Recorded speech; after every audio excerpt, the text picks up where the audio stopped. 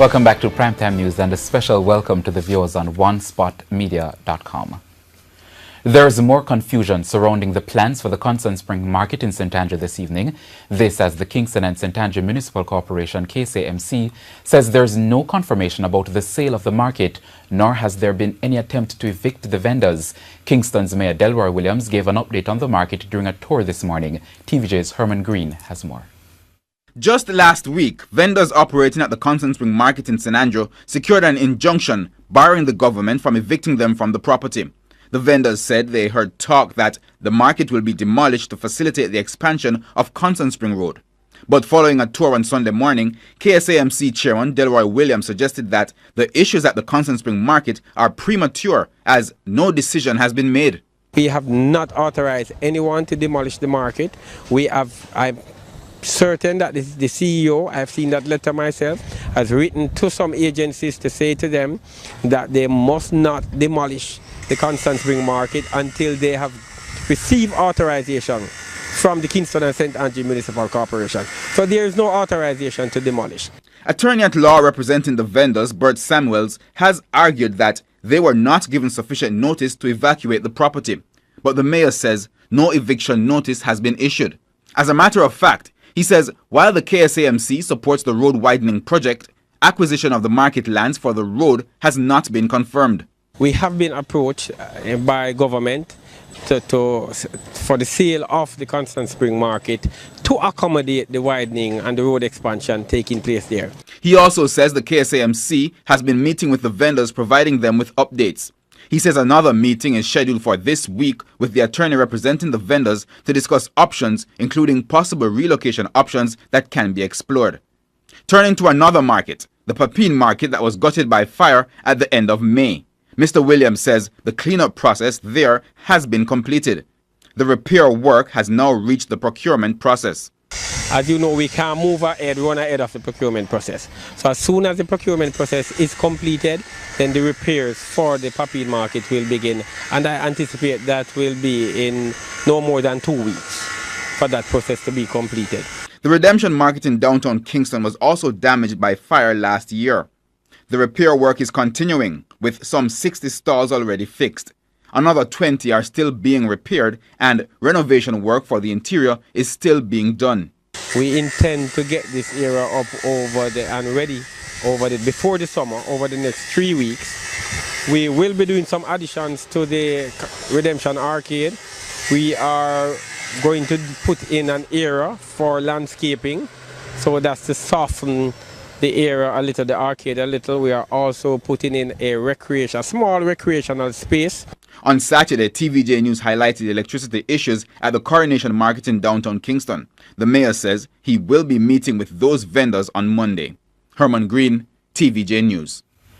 Chairman of the Southern Regional Health Authority, Wayne Chen, is renewing his call for people who sell food on the streets to be regulated.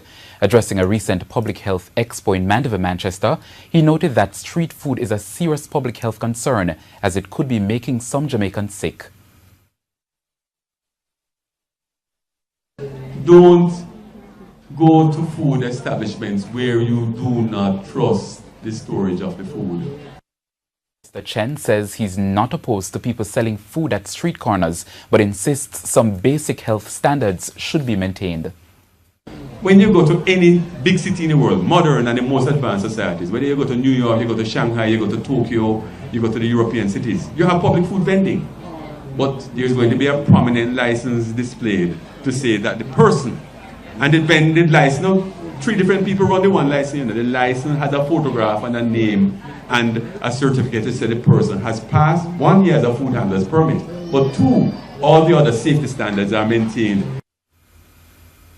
Opposition Senator Lambert Brown is taking on the former Contractor General this evening for what he describes as the failure of his office to submit 2 annual reports to the House of Parliament. Speaking in the Senate on Friday, Mr. Brown argued that the last annual report submitted to Parliament by Dirk Harrison's office was in 2015. Mr. Brown said the Parliament should be given an explanation. I'm concerned that we are being shortchanged as a Parliament when a Commission of Parliament has failed to provide us with the 2016 report I'm talking the Office of Contractor General, and the failure in the middle of 2018 to provide us with the 2017 annual report.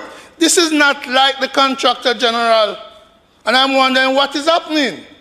Why the silence? Why the inefficiency has crept in? So far as I understand, as I've been able to glean, is that the 2016 report should be tabled within the next few weeks, and the 2017 is being drafted. The concern expressed is, however, shared, Senator Brown. So I was heartened to hear that these are reports which are forthcoming. Now, the Office of the Contractor General and two other agencies were merged earlier this year to form the Integrity Commission. Former Contractor General Dirk Harrison was assigned to act as director of the new Corruption Prosecution Division. With the hurricane season in full swing, residents living in Orange Tree, St. Thomas want to relocate. But Member of Parliament for Western St. Thomas, James Robertson, says he's working on it. TVJ's Shamela Mitchell has that story. Over 20 residents living in Orange Tree, St. Thomas use this river to get in and out of their community every day. We have to make 4 trips across the kids then. Because we go to school, come back, we have to cross in the water. And with the hurricane season now on, the residents are worried. Rowan Simpson argues the river also needs to be cleaned. As long as the river don't clean, we are going to flood out. Have you ever flooded before? Yeah, I've flooded before. In the last May gone, in the last May month gone, we see us trouble in June. Cherry says they would like to relocate, but there's a problem. We have no help, we have no bridge, we have nowhere else to live, we have no land out from the front, so we have to stay over here. And we don't have any land. Come across and make our own. So if the government could have come in and help you, make you get piece of land, and the road would have glad for it. Councillor for the Landui Division, Edwin Marr, says it's a problem the residents have to be dealing with for years. However, I will be, in a couple of days, meet with some of the residents to look at some of the ways in which they believe I can be of help to them, and from there I will speak with the relevant persons at the parish council. Meanwhile, Member of Parliament for Western St. Thomas, James Robertson, says the Orange Tree community is one of 8 that he has serious concerns with whenever it rains heavily. The residents who are looking for assistance in terms of relocating, as Member of Parliament, I am more than willing and have already started quietly to find suitable land that would be acceptable to them and all. So in terms of relocating, the answer would be yes. I have had discussions with agencies that would be involved, but the fact is that you cannot make pronouncements in politics or in representation before you have your feet well grounded. Shamela Mitchell, TVJ News. And still on preparations for the hurricane season, local government Minister Desmond McKenzie is urging Jamaicans to start cleaning up their surroundings. At the latest meeting of the St. Catherine Municipal Corporation, he told councillors to identify problem communities and pay special attention to persons who use garbage to block drains and gullies. And if I ask this council, this corporation, how much action has been taken against persons who continue to store sand, block, cement, gravel on our roadways? How many, what are the steps that we are taking against persons who block our drains, who build over our culverts? Head of the Clarendon Police Division, Superintendent Vendelin Cameron Powell, says recently introduced strategies aimed at clamping down on major crimes in sections of the parish have borne fruit. Superintendent Cameron Powell made the disclosure at the recent monthly meeting of the Clarendon Municipal Corporation. We have more in this report. A few months ago, the police in Clarendon were kept busy, moving from crime scene to crime scene as criminals wreaked havoc across the parish. But head of the Clarendon Police, Vendalyn Cameron Powell, says the picture is now different. The Clarendon Divisional Head says major crimes have reflected a significant decline in comparison to previous months. We're trying our very best to police this parish. Last week, there are 0 people, no major crime in this parish. It's no luck. It's policing strategies. And we have changed some strategies inside South and Central. Strategies that we will never be disclosing. That's right. Strategies that are working for us. Superintendent Cameron Powell adds that the Clarendon Police are committed to preventing criminals from running rampant in the parish. She's also responding to those who continue to ask about her crime-fighting strategies. We continue to try and try hard in this parish. We continue to police it and to hide our strategies from the person who are asking. And this is the way out. We are not going to tell. Our strategies must be obvious by the stats. So the stats should advise you and policing strategies. So I'm asking, don't call my phone and ask me what is happening in the town center or elsewhere. I'm not going to tell you. In the meantime, she also points out that it is very difficult to police some sections of the parish because of poor lighting.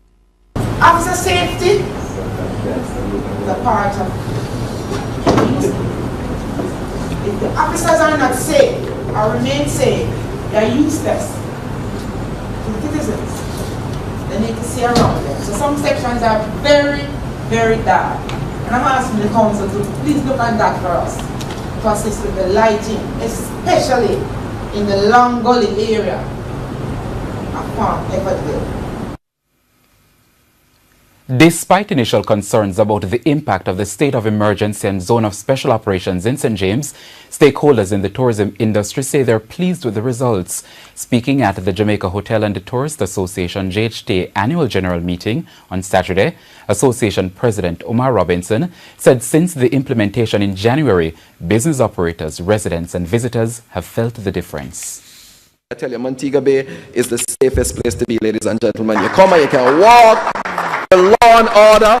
We have these grid lines in the road and people stop because they don't want to be, you know, we have the cameras there. Don't even know if they're working. But you just don't want to be caught with a ticket. But it's the most, you know, there is a lot of civility has returned to Montego Bay. Tourism Minister Ed Bartlett noted that with the security measures in place, industry growth continued in 2018. The figures for January to May tell me that performance has hit yet another record, with stopover arrivals for the first 5 months surpassing 1 million by about 30,000 visitors, representing a 5.5% increase over the same period last year. It must be noted, however, that while murders are down in the tourist capital, the numbers continue to rise in the other parts of the island. Crime continues to be a major concern for our industry, and we urge government to put all the resources in place to curtail its spiraling growth. In the meantime, Mr. Robinson was unanimously re-elected as president of the Jamaica Hotel and Tourist Association.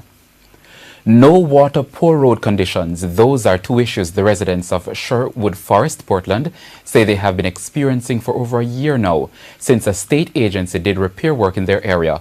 The residents are now demanding that the National Water Commission, NWC, restore water to the community and that the National Works Agency, NWA, fix that very road that the NWC dug up. More in this report. Residents of Sherwood Forest in Portland say it's been more than a year since the National Water Commission, NWC, dug up this road in their community and left without repairing it. They say they have had meetings with the NWA, but were informed that repairs may not be done for several months. The road is pretty narrow, and in certain intersections you have to go around corner and uphill. When you reach a certain corner, you see a truck coming, because we have a lot of trucks that carry malt from up here because we have a big malt pit. They would have to squeeze, reverse around corner to find somewhere suitable to park in order to let the truck through. When two cars are coming from the opposite side, it's very difficult to maneuver. See the people them come through and them fix the pipe, them and have to come back and fix them a couple times, but we don't see them come back, come fix the road at all. So last day by day, it look nasty in the square up the top there.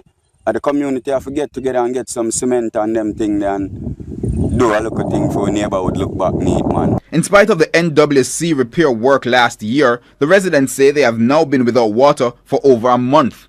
They now depend on rain for water. We get the understanding so the pipeline them run so we don't know what go on. Chuck usual chuck water here, so but the longest while we not get none. And so my time when it comes, they must see a politics. Member of Parliament for Eastern Portland, Dr. Linville Bloomfield, says the situation is unacceptable. Water is a perennial problem, or lack of water. And Sherwood Forest is now deeply concerned because of that problem. The Water Commission has changed the pipes from the pumping station at the bottom of that Zion Hill up to Sherwood Forest. And for a long period of time, the people have been waiting now to have the road reinstated. He says the NWC informed him that the water trucks are down. He is, however, concerned with how they are handling the situation. There has not been any move to rectify or to remedy that situation. And therefore, it begs the question, if it is known for a year that the water is deficient, is going to get worse, why is not there a program for trucking to take place? I spoke with the regional manager and spoke with the parish manager to suggest that get a program going so that persons know when water is coming, so that they can prepare themselves to receive that water. No program has been forthcoming. It's understood the pipes the NWC installed last year were to accommodate a water improvement program, but the tanks in the community are too old for that program and now need repair. Herman Green, TVJ News. And still ahead in primetime news, the business review and international stories. We invite you to stay with us. In this week's edition of the Business Review, we look at opportunities in Cuba and how one Jamaican company is looking to that market for growth. Here is TVJ's Dashan Hendricks with the details. An exploration tour. Cuba's ambassador visiting the St. Andrew-based tissue producer, San Myrna Paper Products. Its director, Mark White, reacting. It's a honor in having you here. But for the Cuban ambassador, the visit was about business. This is a good opportunity because we would like to increase our imports from the Jamaican markets. The Cubans have been sending delegations to Jamaica, the last one arriving in the country in April. And San Myrna, one of the companies targeted for products the Cuban market needs. We are a manufacturer of toilet tissue and towels, napkins, medical rolls, and anything in the paper products line. The most famous of the company's brand is Sophie, a range of tissue, napkins, and hand towels. The hope is that the visit of the Cuban ambassador will give the company a fillip in getting into its market. And if the opportunity arises where we can do business and export to Cuba, would welcome it. And in a market many times the size of the one it now operates in. Cuba is a market of 11 million people. I would say this is the biggest market in the Caribbean. We used to export to Trinidad, but now we're focusing on the Jamaica market. But if the opportunity arises, yes, we will take it up. He said he is hoping to tap into the Cuban market as quickly as possible. No timeline for doing so was offered. But for Cuba, the opportunities being sought are not only in manufacturing. We are looking for a lot of opportunities. And you know, I could say that the Caribbean is our national market because we are neighbors, so we have to look inside of our markets, and then we have to look in other places, in other markets. Her country, entering a new era, is opening up. Economic development, the aim. And the ambassador saying her country is ready for international investors. including those from Jamaica. Anyone can come and invest in Cuba, of course.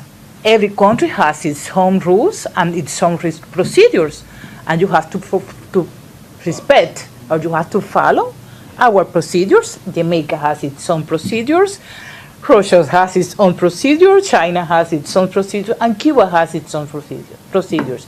So what you need to do is just to respect